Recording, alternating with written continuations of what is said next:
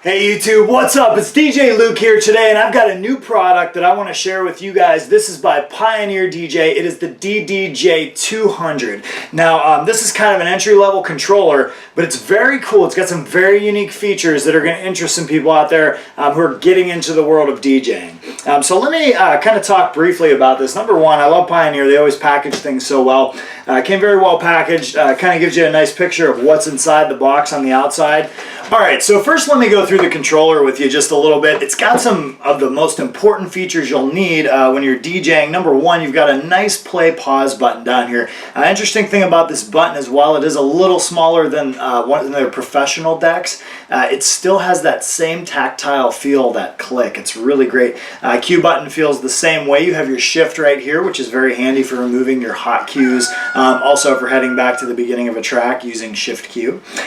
It does have a beat sync button on both sides, which is super handy. I've been using this a lot lately. You can just tap it real quick and you can either have it match your beat grid or you can just match the BPM of the tracks. A little easier than trying to hunt through the tempo slider, especially in a bind if you need to hurry up and get out of a song. So it does have both volume faders for decks 1 and 2. It does have a crossfader as well as a full 3-band EQ and filtering. It has high and low pass filter, which is awesome. So you've got some of these awesome effects on here that you would find on a professional deck.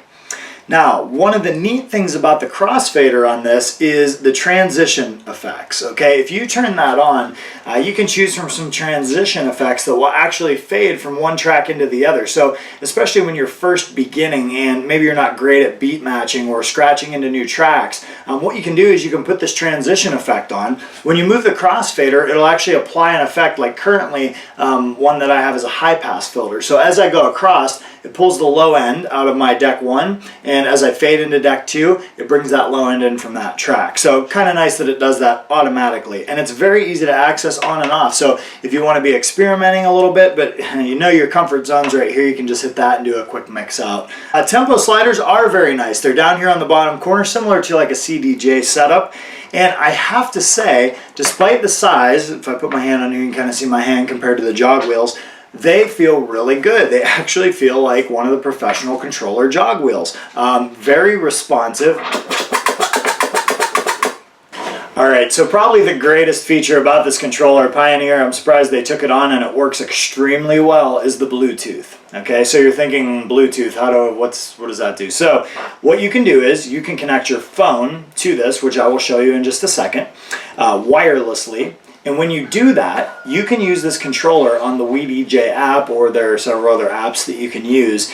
And I can't even explain to you, there is zero latency. When you scratch on the phone, even wirelessly, when you're using hot cues, it is right on time. It's unbelievable. And I'm not sure how they achieved that, but it's just really excellent controllability. Alright, you guys have to check this out. It is so cool. So all I did is I powered on the controller. It doesn't have to be hooked to a computer. It just needs to receive USB power somehow.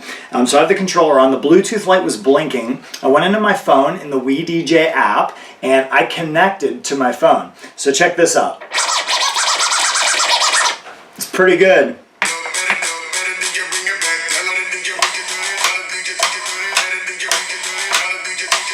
Alright, so if you take a look at my phone screen here, you've got hot cue options, loop, pad effects, sampler. You can change this transition effect. Okay, so right now it's on like a filter mix. There's a build up. You could do like a, let's think. Let's do an echo out cut in. Here we go.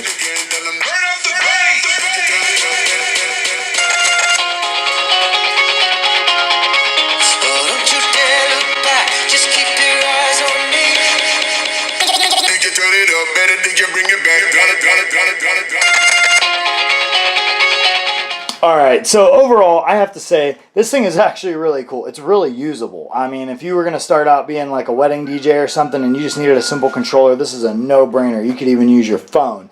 You don't need a computer. Very awesome. Love the size of it. It's actually can just slide right in the backpack. All the controls are very usable. Durability doesn't seem like a problem. I'll let you know I'm going to use it quite a bit more. I've actually used it twice already.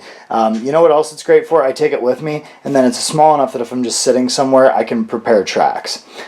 So yeah, if you have any questions or comments, leave them below. Other than that, this is the DDJ-200, and thanks for watching. Subscribe if you can.